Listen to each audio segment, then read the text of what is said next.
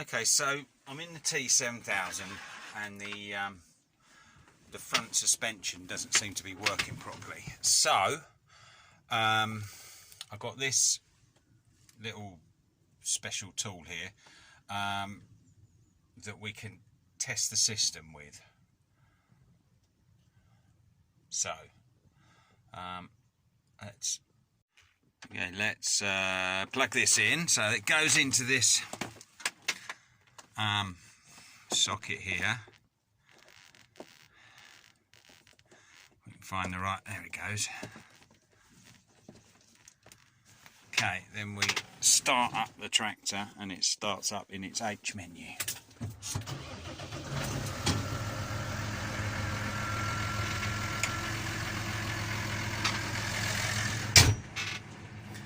Which it may sound there, but it definitely says down there. So I've printed off what we've got to do.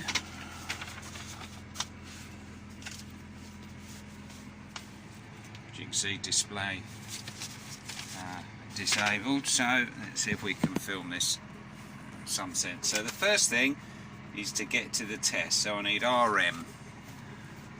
So we're on HH at the minute, and we need RM. There we are.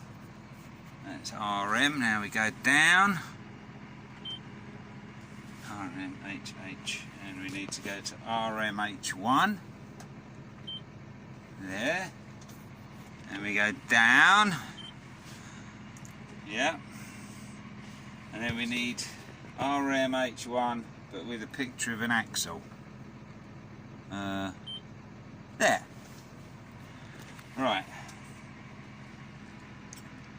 What do you do now? Set the revs to 1200. Yep. The lower display. Hang on.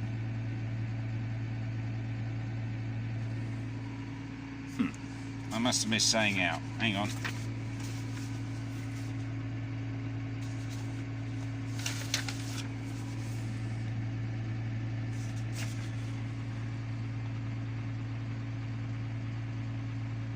Oh, I must have to press this again. Hey, there we go. Right, so that comes up as Cal. Now, presumably, it just does its thing. Press the suspension lockout switch for 2 seconds to enter suspension mode. So the lockout switch is over here. That one. 1, 2. Presumably something will start happening. There we go. So the tractor is lowering.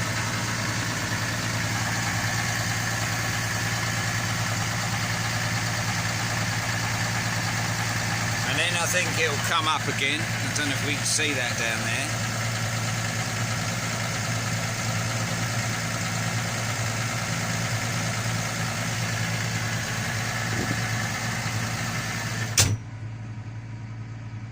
It's just thinking about it, I think. Oh, there we go. It's going up again now. Now it's going up to full height, as far as it'll go. Wallop. And the value of that is coming up here. This is a value. It's not really focusing on that, but that is the value on the potentiometer. And then it dropping. Oh, right down to the bottom again. It's got a new value. 264. Then I think it comes back up in a minute, and it'll complete its test. And it's raising up now.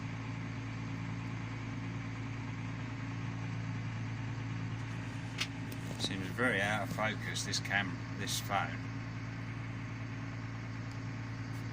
End.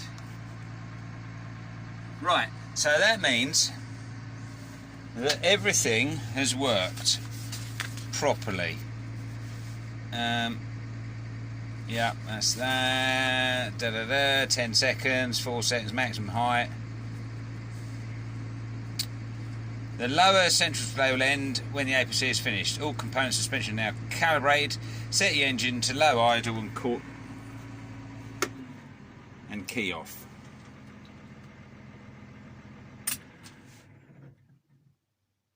Right, so, and the upshot of that is that the suspension, all the components in it work. So the only reason now that it's not working will be the accumulator that sits on top of the system and acts as a spring. So I'll take that to get that tested. Or refilled. Basically, they try and refill it. If gas pours out everywhere, the bladder's broken and you need a new one. Which is what I suspect it is, because as we can see, everything works fine. Oh, and don't forget to take that out. Take out my little plug. Now you can do this, presumably, you can do this with a laptop. But this tractor, you can do a lot of the things that your dealer will do with a laptop with this little plug. Although I think you need the workshop manual, which luckily I have, to make sure you actually do it how it's supposed to be done. Right, so we'll see about getting the accumulator checked. Right, I took the accumulator off and yeah, it's knackered. They put a valve on the end that you fill it with nitrogen with, and it wouldn't take any gas. It just came straight out the hydraulic port at the bottom. That means the bladder inside here has got a rupture. So it's a new one. These, however, are £800 from New Holland. So we'll see if we can find something a bit cheaper than that. Okay, so the new accumulator turned up.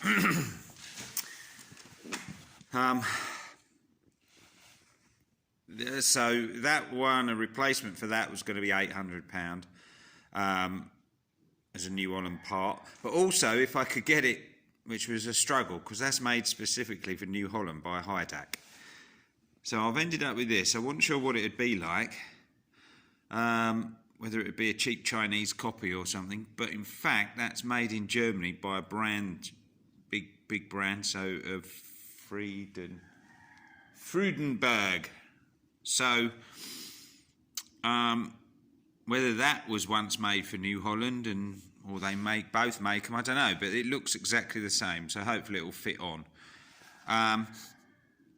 Same pressures, it's perfect, and that was half the price. It was $380. So that's ready to go on now. So what I've done, we've got the tractor jacked up off, so it's took the weight off the front axle. So I mean, well, it is, and it's not in theory. So there's there's a little bit of oil dripping out. But what I thought I'd do is screw that on, just really carefully lower that down to get oil to here, to try and remove as much air as possible before I put that accumulator on, just to keep air out of the system, which I assume is something you want to do. So let's screw that on, let it down, and see if the thing fits. Right, well that didn't actually have the desired effect. I let the weight off the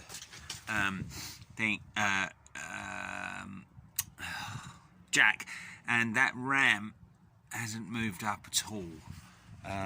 Where the engine needs to be running, I don't know, but there's no oil got to there. So I might just try tipping a little bit in there. It wasn't quite what I was expecting to happen, I have to admit. Yeah, I'll do that and then put a bit in there. There we are. It's all fits on perfectly, so it obviously is the exact fit. So I'll just take it for a test drive now, and that should be fine. So